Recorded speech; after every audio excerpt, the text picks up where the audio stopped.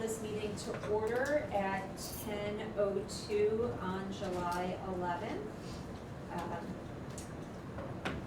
What I'm gonna do here for the attendance, because I see a few new faces in the room, is I'm gonna go around the room and ask everybody to introduce themselves, so.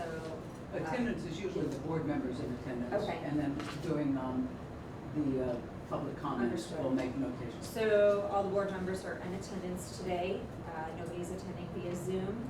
Can I get a motion to approve the agenda So me. in a second? Second. Thank you. All in favor? Aye. Excellent. Can I get a motion to approve the minutes from May 2nd? So moved. Second? Second. All in favor? Aye. So approved. Okay, now we're moving on to the public comments. Before we get to anybody that would have the ability to make a comment, I'd like everybody in the courtroom to introduce themselves. So obviously Heather, you start there and kind of go down the line. Heather G. Kunishi, I'm the Magistrate Court Administrator here at Courtney Court. Megan Hardy, Court Investigator. Teresa Old, Chief Deputy Clerk. Ashley Render, Senior Deputy Clerk. Judge Smith, Judge of the Probate Court. Thank you. Michaela Butcher, Case Worker with British County Chief's Office. Rick Squire, Catholic Charities. Norma Thomas, Court Investigator for Probate. Valerie Hall, volunteer. Excellent. Thank you all so very much and welcome to the meeting. Does anybody in the gallery have any comments? Okay, hearing none, we will move on to swearing in our new volunteer, Valerie Hall. Thank you. At this time, I'd like to introduce Valerie to everybody. Valerie was a great find through Norma Thomas, who referred her to us. Yay, Norma. Valerie lives in Ravenna. She also volunteers with Wildlife Animal Rehab. So that's a great service. Her late husband also was in a nursing home for many years, so she knows the importance of getting good care in nursing homes. She's a registered nurse that works for Madison Healthcare, and she previously worked for Crossroads Hospice. So we could not be happier to have Valerie join us with that wonderful background and experience. At this time, if you come on up, we'll have you sworn in by Judge Smith. And I'm gonna take pictures. Okay.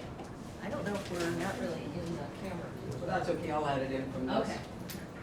Valerie, so I'm gonna say everything and you're gonna repeat after me. I need you to raise your right hand. You ready? All right.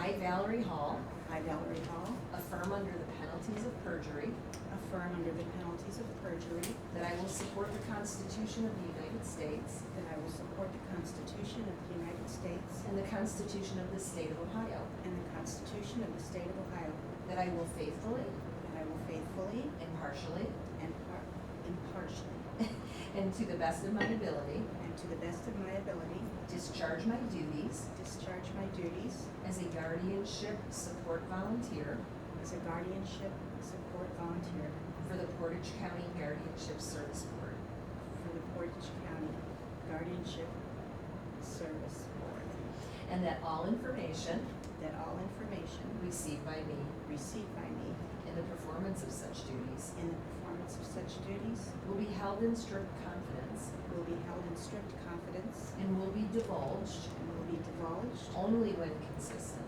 only when consistent with the laws of Ohio. with the laws of Ohio. Congratulations. Thank you. Congratulations. Oh, thank you very much. Appreciate it. Thank you very much. Thank you. And if I could just get a picture of you folks. Yes, I'm gonna give Valerie her certificate. Perfect. Put that here. So she can hold that. That's great. 1, 2, 3. One more. 1, 2, 3. Perfect. Thank you, Judge. Thank You're you, welcome. Valerie. And here is your, Land Newton yes, badge. thank you. Thank you very Yeah, that much. was not coming. And then I don't know if you could sign this, Valerie, and then I don't know this sheet, just this. I'm going to have her keep. That's okay. I'm going to have her keep that with us because that's the court's authorization for the volunteers to go. Okay. Conduct If you want to visitation. just sign that, sounds simple if you just talk. Thank you, Valerie. We greatly Thank appreciate you. your service. Well, I'm very pleased to be able to do it. I'm big on advocacy and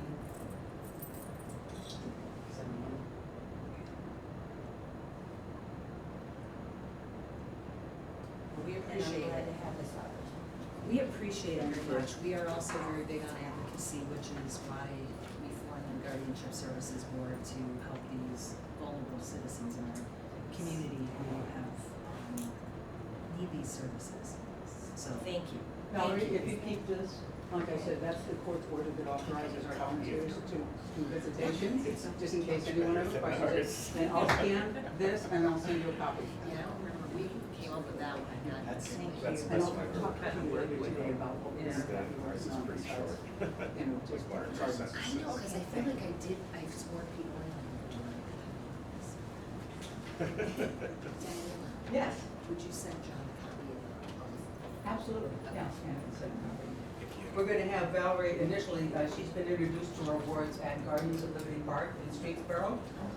So she's gonna conduct regular visits there, and possibly Long Meadow as well, we have a couple at Long Meadow, since that's close by. So, thank you. Welcome, Valerie. Okay, moving on to the next agenda item, we're gonna let Diana give us the financial report, please.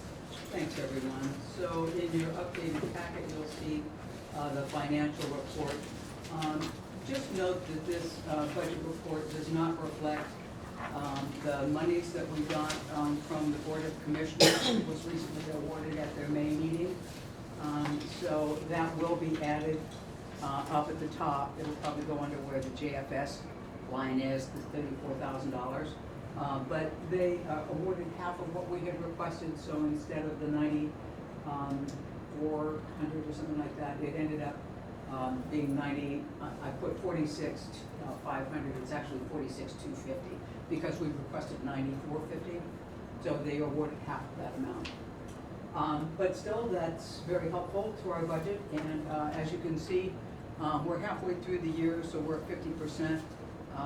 We are at 45% of our expenditures, so we've been a little over in some areas, under in others.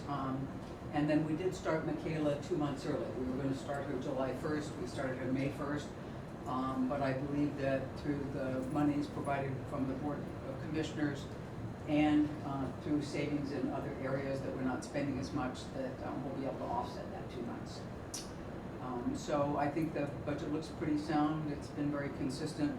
I will remind everyone that the transportation and mileage, we decided not to go with the lease option because that was not a purchase that Direction Home wanted to support, but they would give us monies to support mileage reimbursement. So now all of those funds, the 12,860, are being allocated for mileage reimbursement. And so we're not really 190% over on gasoline and maintenance because of that reallocation, but just so you know, we're probably about 25 or so % into it. So let's see, the budget is 5% under year-to-date based on some of the funds that have not been used at all. For the September meeting, I will be putting together at least a preliminary run at the budget for 2025, just so we can start talking about it early. That seemed to work well last year. Gave us lots of running room before everyone needed to present it to their agencies for the contributions for 2025. So I will have a draft of that, and we'll see where we are on that. So that's pretty much for the budget at this time. I'm happy to entertain any questions or. I have a follow-up Yes. question. Did the commissioners indicate whether they consider increasing their contribution in the future? The feedback that we got at the time was that the commissioners thought that this was a one-off. I am trying to continue to engage in conversation with the commissioners and with Jackie Petty, that is the finance person at the county, because I think they start their talks in September as well for the budget for the next year. So probably in August, I'm gonna re-engage with Jackie and see what we need to do to ask the commissioners to basically give us a line item for, annual funding at a modest amount. We're not asking them to do a heavy lift on it, but we think, considering that, we'll probably have close to 50 awards by that time, that, some contribution would be helpful. Even if it was just $50,000, $1,000 award, for the year, that's better than nothing. I don't know how much JFS is gonna pitch in. The agreement that we had with JFS was to help offset their referral of prospective awards to us. So far this year, I think we've only gotten 2 referrals. Obviously, we had a big log of them, when we started, because some had been piling up for a while, and they were in that stack report had. So we'll see how the rest of the year goes. I know there's one additional person that APS may be sending over to us, but it's not as many as we received the first 6 months of last year. And is that reimbursed on a, not a per diem basis, but on an individual case basis? I think Kelly Jo said that's how they had to handle those funds. So do those roll over into the next year, or do they go back to JFS? No, well, the guardianships, once they get handed off to us, are our cases and they close their case. So they don't have any further involvement once the guardian has been appointed. The initial MOU that we engaged in with JFS, by the time I submitted our first invoice, which I think had 5 cases that we were seeking reimbursement for, and I provided the documentation that I thought was sufficient to demonstrate that. JFS at that time wanted to take a second look at the memorandum of understanding because they were concerned that the way it was written, they were going to have challenges, maybe if an audit got presented and they needed to document it. The original proposal didn't have a per diem on it, but that's what I had initially talked about with Kelly Jo. It's just that by the time I got the MOU that they were gonna present to the Board of Commissioners, it was right on the cusp of when it was gonna be presented. There wasn't enough time. It was gonna have to be continued, but this was December 5th. So the decision was, we'll work out the kinks, in the following year, which is what we've done. So they've done a revised MOU now that's supported by documentation that we routinely maintain. And the 5 that I've submitted, I will be submitting the additional documentation for, and then that invoice will get paid. So there is a pending invoice for 5 of those cases out there, roughly, $25,000. Yes, Jeff? So, I guess what I'm understanding as it relates to the JFS contribution, and I think maybe what you were asking, John, if I'm not misinterpreting you, is, so they're telling us they're gonna give us $34,000, I'm gonna give the GSB, but they want it done, you had to bill them for the, so before you say anything, I can tell you're about to, you had to bill them, are they gonna give us, are they gonna agree to an amount yearly, or is it always gonna be on a, how many cases we do for them? Does that make sense? It Is that does, what you were Joe. trying to say, John? Yes. Because my concern is that, 34, like, how many more do we get of JFS this year? And do we go over that amount because of whatever number we're billing them? Are they willing? I felt like the reason Kelly Jo had to do it this way is because we were already out of their budget cycle. Is there a possibility to have a conversation with her and say, will JFS commit to putting within their budget a certain amount of dollars for GSB? Does that make sense? It does. The agreement that we had was, this was a handoff of cases that were on their caseloads and their obligations to us, and it was done on a flat fee basis. So once they took it off of their caseloads, we had the guardianship letters, we had the change of address out of their Yeah. old homes into new facilities. Then it was our case, and so the $5,000 was a flat fee per Right. each referral. Whether they want to entertain the concept that you proposed going forward, I think that's a viable discussion for the summer, but that's not the discussion that we had to start out. And I don't. No, I know it wasn't the discussion we had to start. I But I don't- understand that. I guess I'm wondering where the board is looking to go with this as it relates to JFS. Are we gonna ask for a lump sum? Because for our budgetary purposes, so that you guys know how much money you're gonna get from them, or is this gonna be a flat fee per referral? Well, the philosophy would have to change because the agreement was that we were going to have ongoing charges to them for the cases that they handed off. Oh, So I'm not saying that I it see. can't be worked out, I see. but that's what they agreed to Okay. upfront because that's what they felt they could justify and. Got it. I that's didn't what realize we there were deducted. ongoing charges. Right. Okay. So I just need some clarification on that, Diana. So the 34,000, have they actually given us the 34,000? No, Or Amy, that's that's just per a billing. commitment? Okay, So Yeah, it's a you committee. just answered my question. So It's a you committee. bill them per ward, Yes. okay? And then something you just said that made me think of a second question is, it's a flat fee of 5,000 per ward, and then you bill additional charges to them per ward for additional services, or no? No, Okay. it's a one-off. Well, just one flat fee time, referral. 5,000 Right. per person. Okay, Right. thank you. Yeah, it was modeled after what Franklin does with its hospitals, where they took referrals from hospitals for people that were their patients but needed guardianships. And so Franklin worked out, I think it was a 7,000 per client referral, but it was a flat fee one-off. Okay, There was no ongoing hospital thank you for support that for this. clarification. Right. Okay. Do we have any other comments, concerns, suggestions about the budget? Okay, hearing none, we are going to move on to the executive director's report. So Diana. Approval of the financial Oh, report? you want approval? Sure. Can I get a motion to approve the financial report, please? So moved. And a second? Second. All in favor? Aye. Thank you So very much. approved.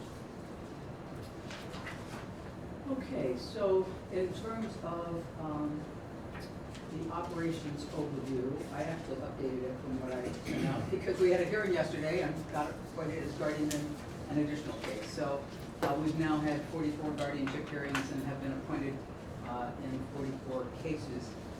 Total guardianship referrals received year to date from when we started, 50 guardianship referrals. We have I know I see we have one pending active guardianship referral. We actually have two. The second one, I need to talk with the magistrate about. We were referred this ward, and I believe at the time the court thought the ward was in county, but he's actually in Summit County, and he's in the Summit PD facility. And I'm not sure that we should take the case that it might be more appropriate for a referral to Summit County under the circumstances. So that's why I've only got one active pending guardianship. And with respect to that one, it's possible, it was a referral from Kent Fire Department, that a family member may be able to step up and become a guardian. We're working on that. But as I've explained to the board before, in every instance when we get a guardianship referral, we do investigate whether there might be someone else that can take it over who's willing and able to step up. And so it appears in this latest referral that may be the case, but we'll see where it goes. In terms of our visits, in May we conducted 79 visits of our wards in care facilities, group homes, or the CSU. In June we conducted 85 visits. Our mileage to date, we drove over 1,100 miles in May and almost 1,100 miles in June. So it's averaging about the same in terms of the number of visits and the number of miles that we undergo to visit our wards. We have a total of 77 active public guardianships now. I think when we first started, Judge, we were at 41, so we're at 77 active public guardianships. Adult guardianships overall, the court has 604 as of the last report to the Supreme Court. So public guardianships are a little over 10% of all of the adult guardianships. So 600 for total? Adult guardianships, not public guardianships. Okay, so, just, and I'm sorry, the Yeah. difference between guardianship cases, public guardianships, and the 604 is? The 604 is all of the guardianships, which includes the public guardianships. The public guardianships are the one where there was no friend or family member or agency, and either we were appointed or an attorney that the court Oh, right. had Okay. got appointed. So that's the 77. And so that's a little over 10% of all of the adult guardianship cases. So currently, we constitute about 56% of all public guardianship assignments. So and actually we've been appointed in 44, but we're active in 43 because one of our wards passed away early on. So 43 divided by 77 works out to the almost 55% of the public guardianships. We are now the guardian person. Thank you. Yes, of course. So in terms of, I already talked about the Board of Commissioners presentation. Does anyone have any questions about that or where we're headed? I'm not giving up on the possibility of them providing this funding for next year, but that's something we'll take up in August, and I'll report back at the next meeting, how that's looking. So in terms of an update on the small estate procedures, at the last meeting, Amy, the judge, and I talked about this process for handling wards estates that were valued at less than $25,000. And so we decided to go ahead and see how that was gonna work out, at least as an initial concept, because it is done in some of the other counties by their guardianship service boards. And actually, we've had pretty good success. So we've filed for the checking accounts of 5 of our wards. In 3 of them, the bank's been cooperative to, we just got the orders, and so we haven't presented them to the banks yet. But I have every reason to think that it's gonna be pretty successful. Even with PNC Bank, although initially, there was some resistance to it because in-house counsel didn't seem to grasp the idea of the small estate procedures.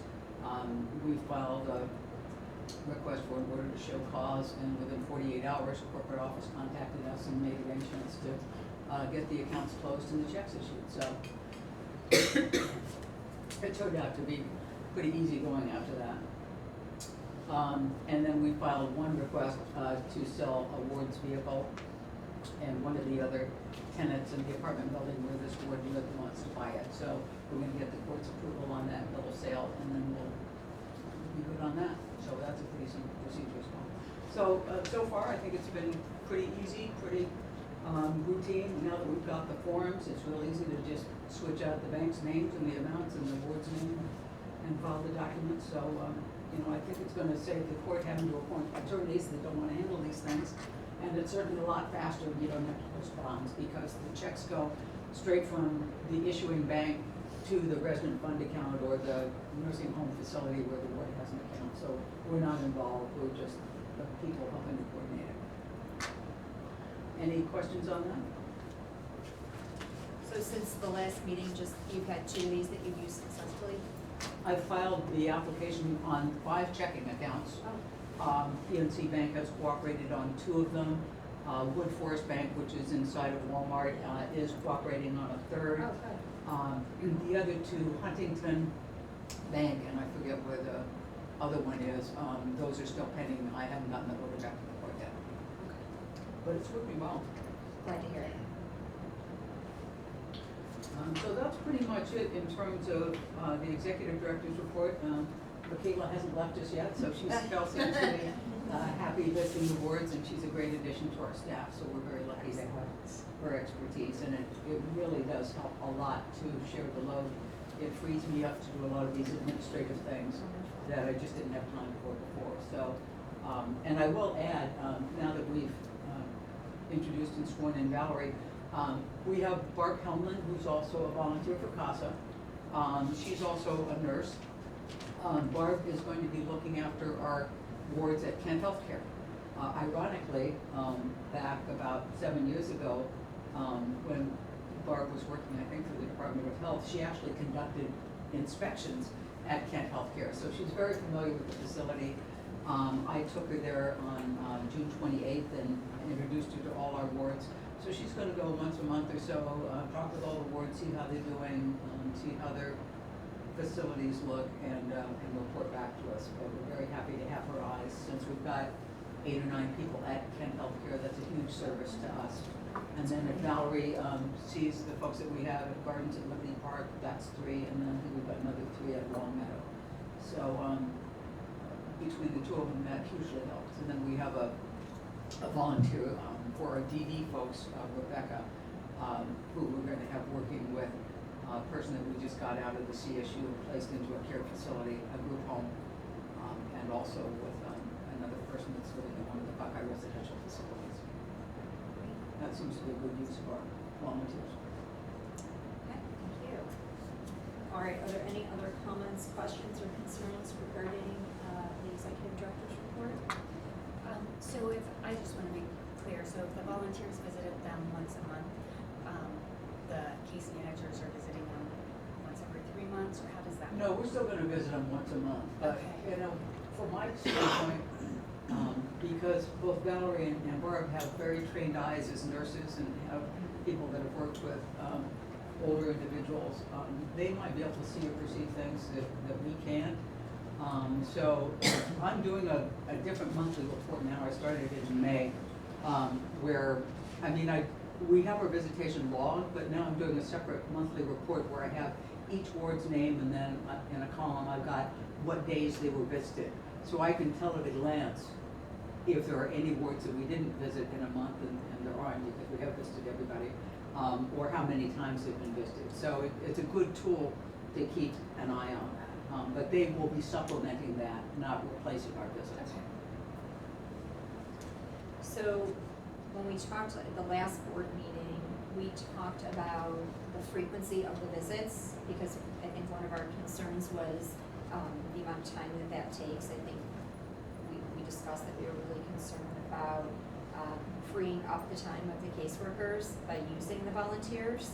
So let me just finish my thought process. Sure. So, is it possible to go down the road of having, and I'm not talking about situations where you have a person in hospice or you have a mental health patient that needs a lot of attention. I'm just talking about your basic nursing home residents or somebody that's in a group home that's functioning very well, where you could eventually see yourself getting to a point where the caseworkers are doing the monthly visit and then supplementing additional visits with volunteers.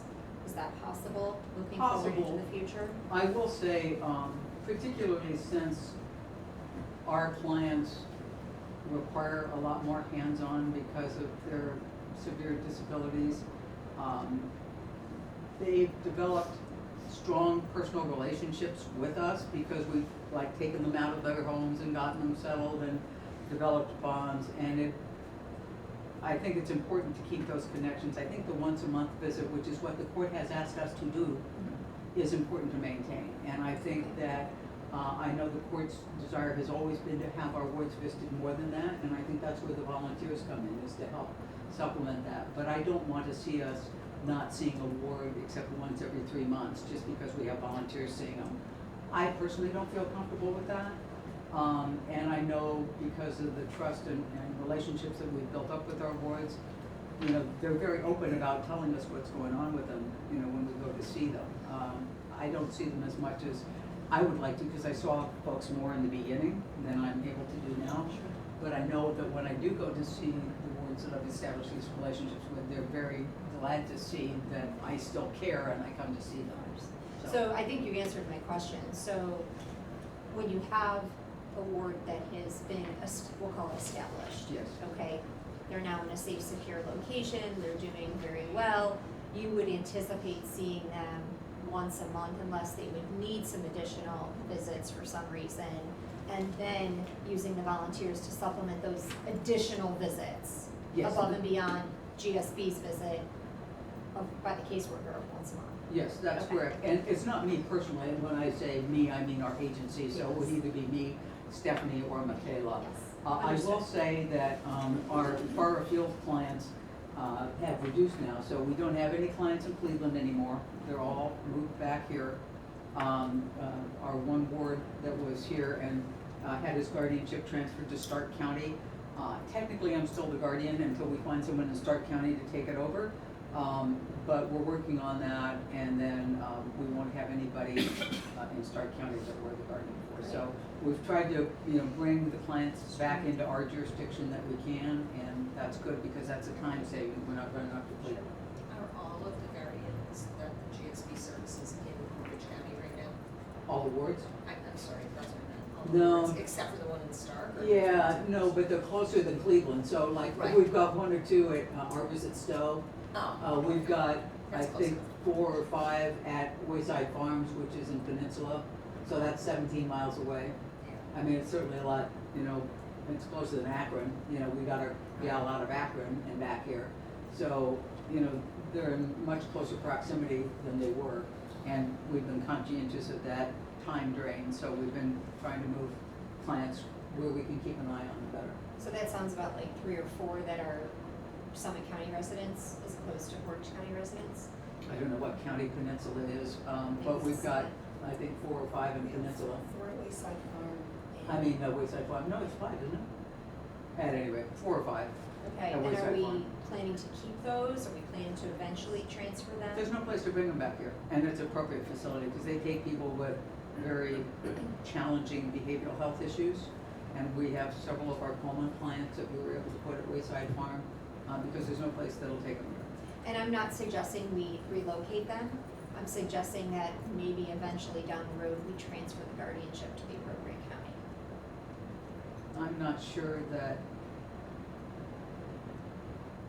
What's the hesitancy in transferring the guardianship Well- to the correct jurisdiction? because this was their jurisdiction, and the only reason they're out of the jurisdiction was because we had to put them out of the jurisdiction, because there's no suitable place here. If there's a suitable place here, I will bring them back. One of them has family in this area, and it would be better to have them closer here.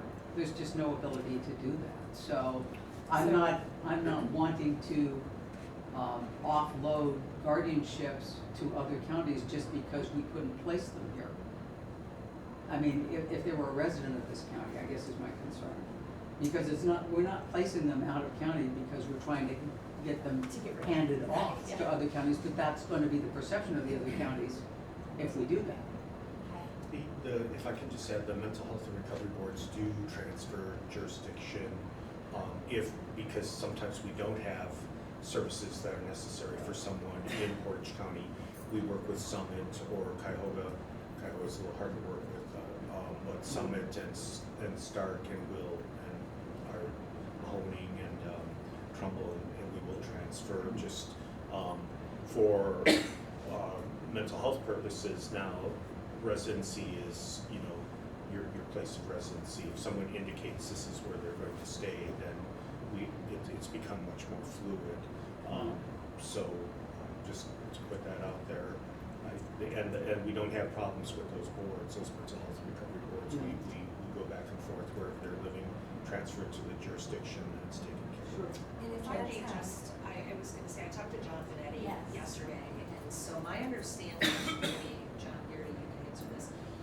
You're saying you guys transfer it, like, is it, John said it's mandatory, Yes. so for Except DD, when they're children and JFS is the guardian, right, then we keep them. but if it's a DD case Mhm. and the person moves to another county, that county can't say no. And so John kind of explained that he calls them and says, I'm really sorry, we have no providers in Orange County. So it's kind of a mandatory thing and it's an acceptable thing. It sounds to me, John Garrity, that you're saying it's also an acceptable practice with the boards of mental health. And obviously that's because these professionals need to be caring for this person, and it's easier to have, Stark Coleman caring for somebody who's placed in Stark than for Portage Coleman to be driving to Stark. So what I'm gonna say as it relates to the guardianships, it is not mandatory for courts to accept a transfer. So we can request a transfer. So if Diana comes to us as probate court and says, we moved this person to Stark County because we have no place in Portage County for them, can I transfer this guardianship case to the Stark County probate court? That judge can say no. And it just transfers the case, it doesn't transfer the guardianship. I would still have to find a guardian Yes. It in that doesn't county. transfer, they'll accept the guardianship, but then the person doesn't have a guardian. And so, as the current guardian, she is responsible. So I will just give you an example. I had a ward that Norma put me on when I was an attorney. And this poor woman was in Portage County and she got transferred out she was out in Paynesville. And we spent 2 years trying to transfer guardianship case to Lake County. They would not accept it. And when they finally accepted it, but they didn't have a guardian for the person. So I, as a Portage County attorney, remained as the guardian and had to drive to In a Lake different county. I had to drive to Lake County all the time as the guardian of this ward, and it wasn't until I took the bench and sent them a letter and said, well, now I'm the judge, so now you have to find a guardian, because I'm no longer the guardian.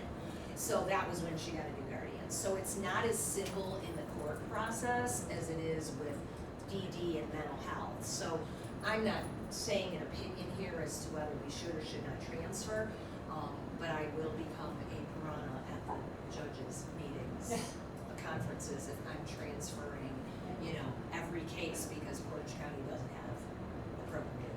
Sure. My question stuff for for you, these Judge, and perhaps for Heather, is do you have any issues with the Supreme Court in reporting when you show that you have guardians on your docket that aren't living in your jurisdiction? You don't? No. Okay. So I am happy to be, we are happy to be part of the discussion as it relates to transferring if it makes sense.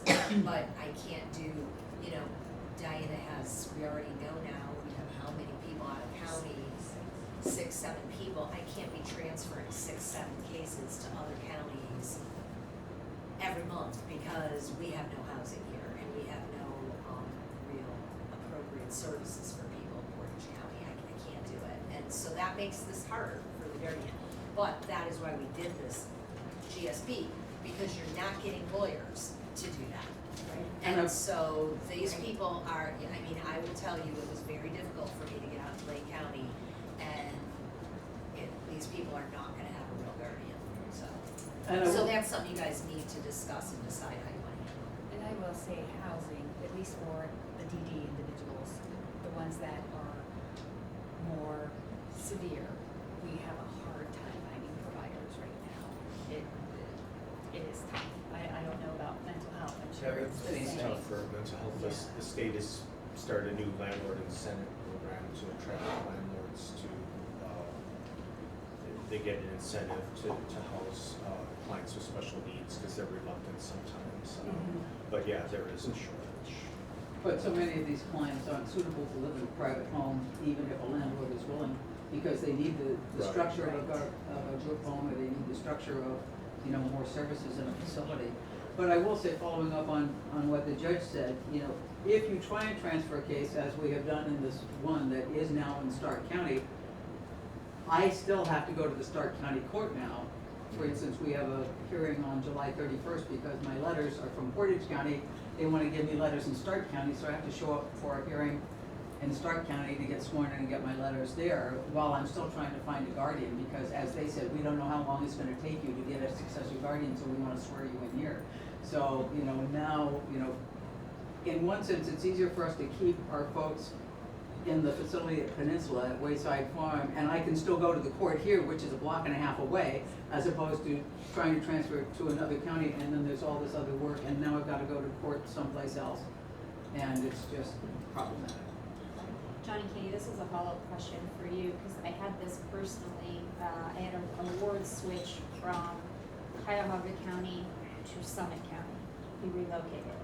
And once he did that and became a Summit County resident, Cuyahoga County had threatened to pull his services. Is that something that is reality, that if your individual is not a resident of the county, that they can't get county services? They have to reapply in the county where they are. We do that all the time. So if our board moves from Portage, and like the Stark County guy, we had to reapply in Stark County, for his food stamps, for his DD services. And when you do that, that's the other problem with the transferring. Yes, it's mandatory that you transfer, but then the new jurisdiction gets to decide whether they're eligible or not. Just because they were eligible in the county that they left, doesn't mean they're gonna deem them eligible for DD services in the new county. So, we've had that problem before. And so it's just not an easy situation. You do have to reapply for services through the Jobs and Family Services in the county where they are. I just wondered if you had encountered that situation, because the one I had, the current county where he was residing was refusing to give him services because his guardianship was under a different county. Because they don't want to use that county's funds to pay for those services when he's in another county. They want the other county to use their funds for those services, so that's why that happened. What services are you talking about? So he was an adult with autism, Okay. and he was getting some support services. And the guardian actually had to, because she consulted me to do the transfer. Okay. And she's like, I have to get the guardianship transfer to Summit County because my letter of guardianship's from Cuyahoga and Summit's not giving me services because it's a Cuyahoga County guardianship. I just didn't know, like, maybe this was a one-off, maybe that's not the situation, but I just know that was a personal situation. So of course, when we're talking about transferring counties and stuff, I'm worried about, are they gonna lose services? In our world, in DD world, especially if they're on a waiver, that waiver transfers Right, anywhere in that's different. Ohio. That's different, So, right. they So just you- have to pick a new provider where, and Okay. usually the counties work together to make a transition Okay. smooth. And they, So you don't foresee that that is an issue, that they would, No. Portage County wouldn't still be giving them services because they're not in our county? It's become, oh, go ahead. in our world, they would pick a new provider in the new county, and they would get, the services would just transfer over to the new county. And in mental health, now, there used to be huge disputes and wars over that. You had to have, you know, W-2s and you know, different, and utility bills and everything like that. But now, OMAS has created so pretty much that where a client indicates they want to live, that's who pays for their services. Now, I could see where, you know, having a guardianship on record might make it more complicated, but it's become very fluid that if the client moves from Portage to Summit County and says, this is where I'm going to live, then Summit County pays for the services. Excellent. Okay, thank you for clarifying that, I appreciate it. Okay, anything else we want to discuss about that was in Diana's report? Okay, all right, so we are going to move on to what we have on the agenda as a president's report. There are a couple things I wanted to just address that I've been kind of mulling over since we had the last board meeting. The first thing is we have talked significantly in the past about securing legal counsel for GSB, where GSB would possibly need to consult with a lawyer for various numbers of reasons, right? Filing something with the court, just getting some legal opinions on stuff. We roundtabled whether the prosecutor's office would be a good resource for us. I think we have determined that that is not going to be a viable source. So I was able to reach out to attorney Bob Rischitelli and have a conversation with him. He has agreed to serve in that capacity. We will have to eventually put something in writing by way of a MOU of some sort with him. But I was able to have a conversation with Bob and explain to him the types of things that I would see potentially GSB reaching out to him in the future for. And Bob has been a very big supporter and advocate of the court and is a lawyer that comes with many years of experience.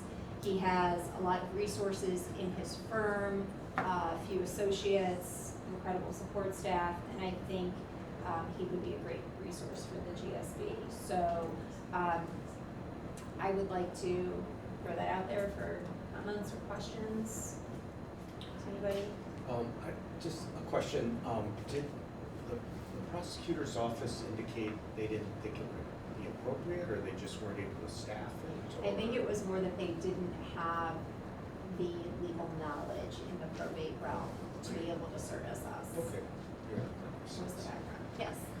So, I think I mentioned to you in an email a couple of days ago, after our last meeting here, I had reached out to several attorneys as well, because I think we almost have to have 2 or 3 attorneys that are willing to do it, because if one attorney's on vacation, or maybe they have a conflict and they can't serve in that case, that we should have 2 or 3 that are willing to step in as needed on the same kind of, fee arrangement, just to avoid that contingency if it happens. Because I've had it happen before where we've approached an attorney to help out with the case, but for whatever reason, they're not able to. Maybe they aided one of the parties, earlier in a different matter and felt they were conflicted out.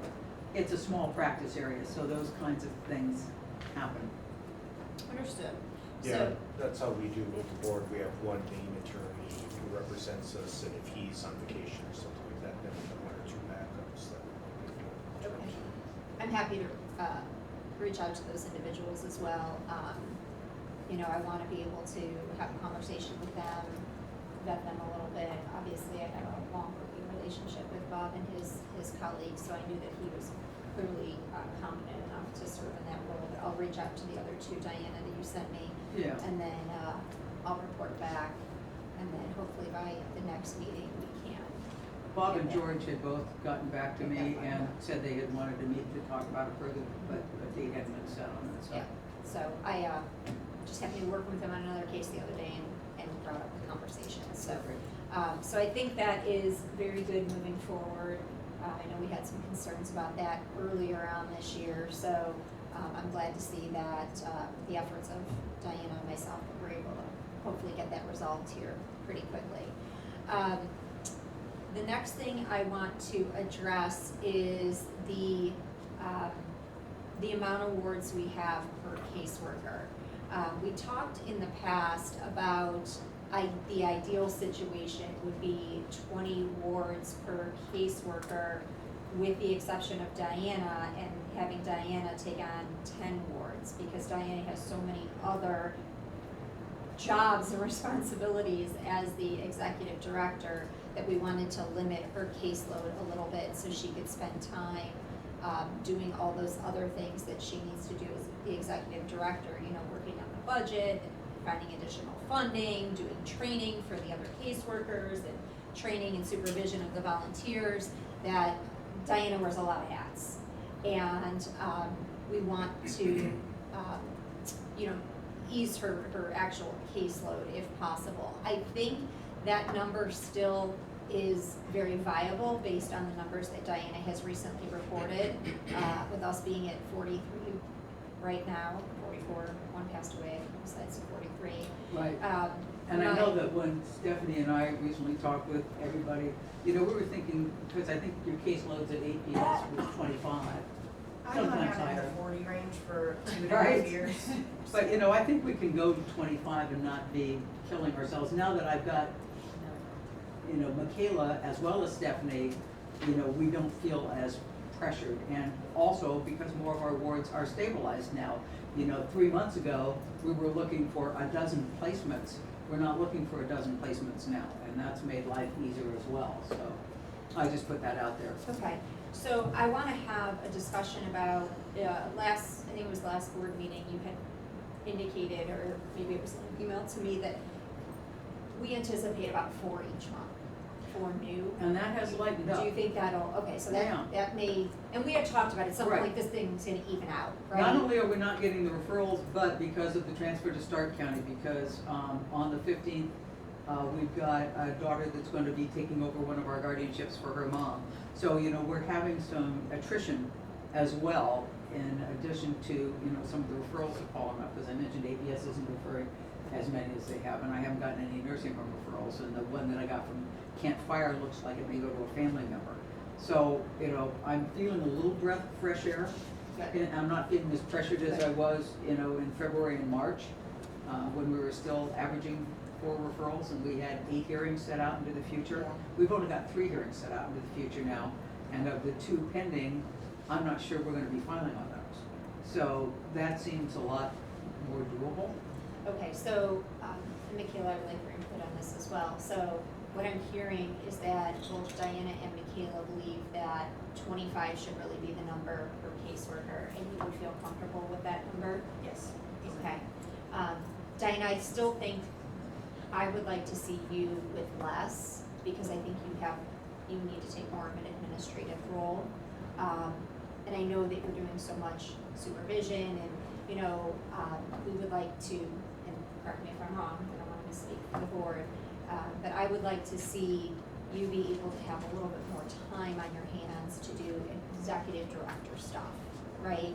I mean, we've taken a year now, this thing's gotten growing, and I think you have done an absolutely fantastic job of getting this thing to a point where it's starting to roll now, right? And it's starting to work really well, with the incredible assistance of your caseworkers, right? So I would like to see those numbers be 25 per caseworker and limit Diana to 10. I do have a question on the limit, and this kind of just came up because, you know, at any point in time, DD can have an emergency. I'm sure mental health as well. I'm not trying Quiet system. we're actually kind of in one where we may, let's knock on wood, have to, you know, report an emergency, you know, and this is why this is on the fresh in my mind. So let's say everybody's capped and we have an, you know, we need to file for an emergency guardianship and remove someone from their home. Like, how would that work? Well, we're not anywhere near that right now. No, we're not, You know, right. we've got a cushion of like 10 or 15. And I Yeah. will also say right now, because I've been doing more administrative stuff, I'm not really assigned cases. The cases are divided up between Okay, that's Michaela great. and Stephanie. That's And, you know, I'm like the MASH unit that comes in and deals with a situation where it's a situation that I need to deal with, or I've got the skill sets to deal with. But they handle the day-to-day operations, and so, you know, I go to see boards when I need to see them for particular reasons, not because they're on my caseload. And I think that that's a better model, quite frankly. And it does balance out. So, you know, I mean, even though in theory, you know, I sort of have a caseload because I'm dabbling everywhere that it's needed, I don't have, you know, as a finite number. But I think before we'd ever get to a Okay. situation like that, Candy, you know, we'd be planning well in advance of that because we know we're coming up on caps. Okay, Um, perfect. But I mean, any time the court has, and we've had many emergency situations that the court has tossed to us, we step in and we get it done and I know we'll you roll in no guys matter do. what You're else is going wonderful. on, so. But I'm just saying we're equipped to handle that, Okay, so there shouldn't be any hesitation. John, any comments on that? No, that makes sense. I think we're heading in that direction, it sounds like, as we speak. And I would like to say, speaking of in our strides in housing, we only have one person at the CSU now. You know, there were times, you know, in the past year where we've had half a dozen or more people at the CSU. We've managed to get everyone out and placed, which is a huge success story. And the one person that we have left at the CSU, we've got 2 applications out to try and get them into housing.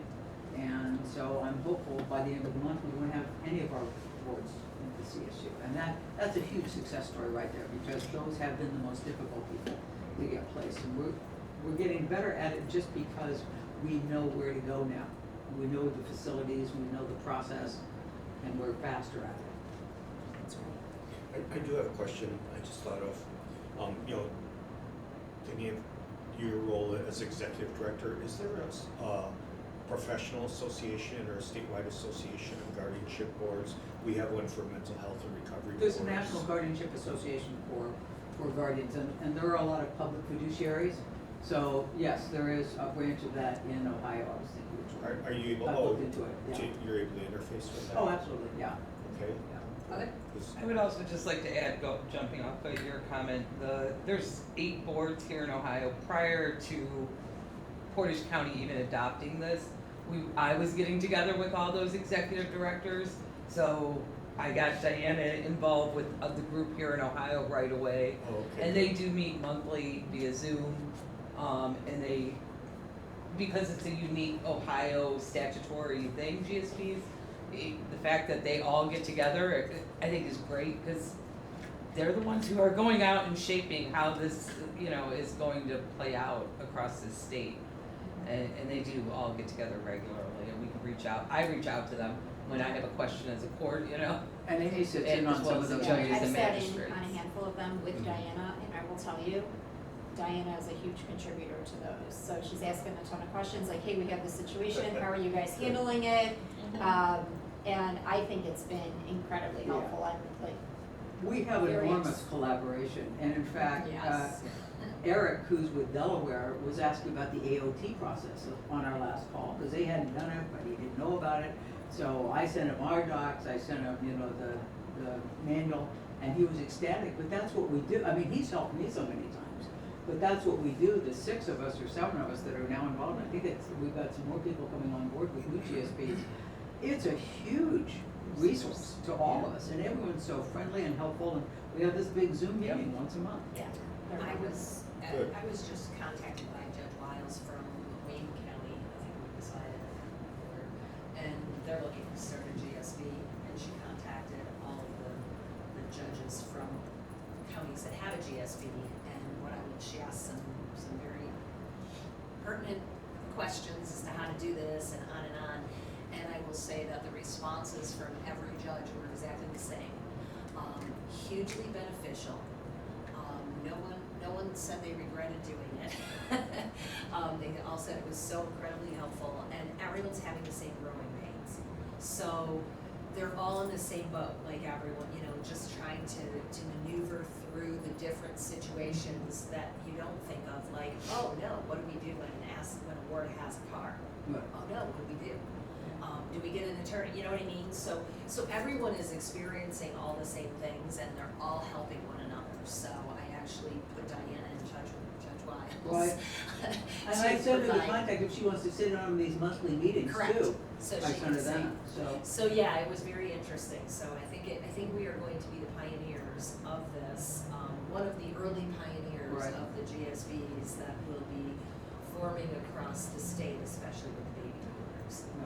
So- Sharing the resources is huge. I mean, we share lists of housing, we share all kinds of resources, forums, and it really keeps us from having to reinvent the wheel because somebody has done it already, especially since Franklin's been operating for over 6 years.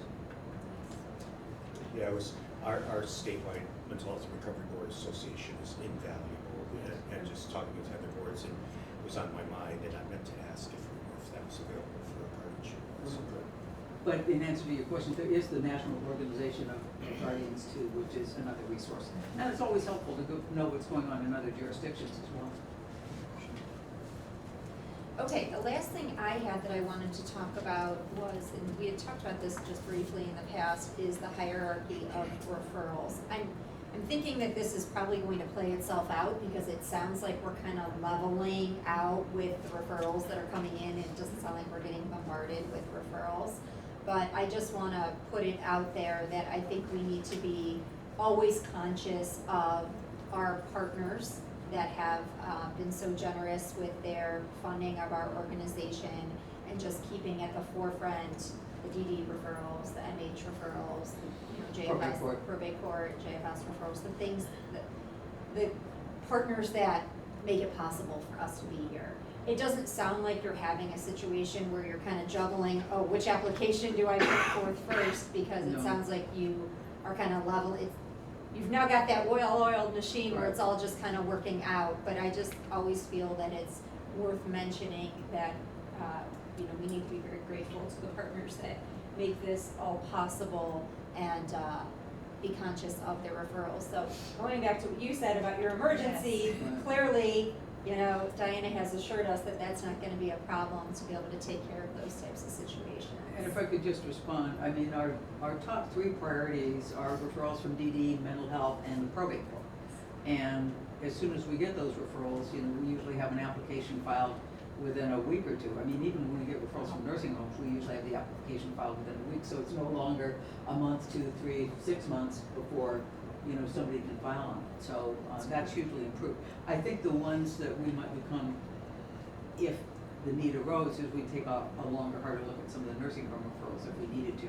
But if somebody's in a hospital and they need a guardian before they can be released, that's gonna be a higher priority than somebody's in a nursing home who's, stable and doing well. They just need somebody to help make decisions. Right. So I think we, based on our previous discussions, have a pretty good handle, on how we'll handle it. But I would like to discuss the nursing homes moving forward. I don't think this is something we need to do immediately. It is something that I wanted to ask the GSB meeting Zoom about when we met last week, 2 weeks ago. Sure. But I was in my think car, it's the didn't have an 4th Thursday, opportunity. so it's coming up. Right, but I would like to know if any of them have an agreement with their local nursing homes about a per ward fee, Right. like we're gonna be billing JFS, Right. right? I do think moving forward that we should possibly consider that with nursing home Right. referrals. To my knowledge, none of the other GSBs have any kind of a referral fee from nursing homes. But what I'd like the court to consider, because I know they did this in Arizona, is, you know, if the ward had resources, then the public fiduciary could collect fees for the guardianship services from that ward. We don't do that. And we do have some wards with resources, and there's no reason that, you know, when we need to step in, that we couldn't have a flat fee basis on how we bill the court for approval to get reimbursed for that. I think that is appropriate, where the wards have resources and can help offset the cost of their guardianship, because it is done in other jurisdictions, we just haven't looked at it. So I'm happy to explore that and come back with a proposal, but I think it's something that's worth consideration. I don't know, Judge, how you feel about it.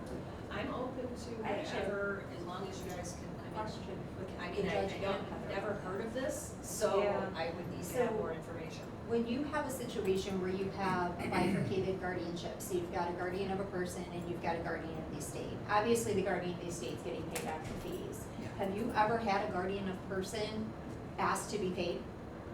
Yes, And have you allocated them fees out of the guardianship? yeah, and And- our local rule contemplates it and sets out a process for it. Is it a calculation or is it hourly rate? It's a reasonable calculation. It's a calculation. If they're Okay. two separate people, obviously, you Yes, know, of not, course. if there's both, one person doing both, then that's different. Right, but if it's two separate people, then they both can be allocated funds. Yeah. Okay. The calculation's probably gonna be really small on those, cause I'm gonna say that, you know, we only have that I can think of off the top of my head when it comes to public wards, only one that has, you know, major resources. Yes, right. Where, you know, it's a constant flow of income, you know, Right. true trust fund baby kind of thing, right? would, And that is not on the GSBs. Yeah. You Yeah. know, that was not referred there. right, we appreciate that. But I mean, if we're gonna contemplate, you know, it's just that person needed somebody with massive financial knowledge for investing. Of course. You know, Could going we- forward though, you know, Yeah, could most of them are these small estates that we talked about Right. early.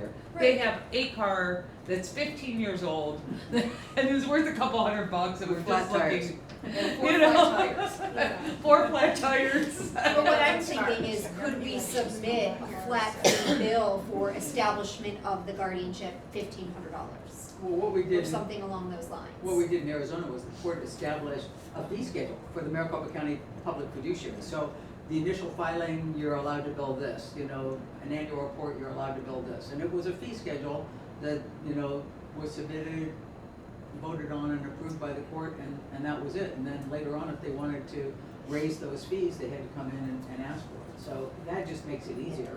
That's something else, Diana, that we should ask the general GSBs next time we meet with them, if anybody's doing that. If anyone bills. Yeah, Yeah, that's, cause they may have something they may already have set up. something, Yeah. right, Why reinvent the wheel? I haven't heard that they do, but we can ask. yeah. Well, the court is open to whatever, obviously, we're here to collaborate to make this work, so.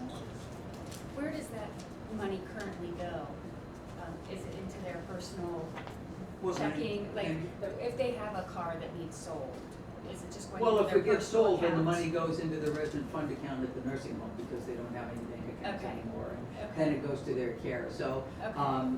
for instance, one client, you know, we're gonna get maybe $10,000 out of his checking account, put it into his resident fund account at Kent Healthcare, and then use some of those funds to buy the prepaid burial plan, because he doesn't have anything like that. And he needs hearing aids, so we're gonna buy that, you know, but it at least can be used for their benefit at that point. Okay. So if I may ask the, and I know we should probably, because we should probably discuss this another time, but my question would be then, so out of those funds, you wanna bill to take money for the GSB? Yes. Okay, I just wanna make sure I In understand. the same way that the clerk has its costs and Yes. fees Oh, no, statement, understood, it would be analogous to that. got it. And by the way, that's one thing I forgot to mention. So we have undertaken a process now, thanks to Michaela's great technological skills. So we have taken all of our 40-some odd cases and we've done a chart so we know which ones we filed indigency affidavits for, which ones have guardians of the estate, which ones have already paid the clerks cost and fees statement, and we're going through now to make sure that we don't tap the contingency fund when we don't need to. So if the ward has funds in their account and that clerk's invoice can be paid, we're in the process of making sure it gets paid now. So at the end of the day, you know, we'll try and make sure that the resources of the contingency fund are protected as best as possible if the ward has the resources to pay those fees. And that's what we're doing with chart now and working through each case to make sure we've got it documented. That's great. I have nothing else to report, so I am going to move on to the old business, which is the last agenda item, and we have on the old business, the executive director's annual review. The board is going to go into an executive session here, and we're going to conduct the review, and then we will report back to the board at the next board meeting regarding that. So a motion to adjourn? Yes, that's where I was going next. So could I please have a motion to adjourn? So moved. Second? Second. All in favor? Aye. Aye. Adjourned at 11:08. Very much. Thank you very much. Thank you all.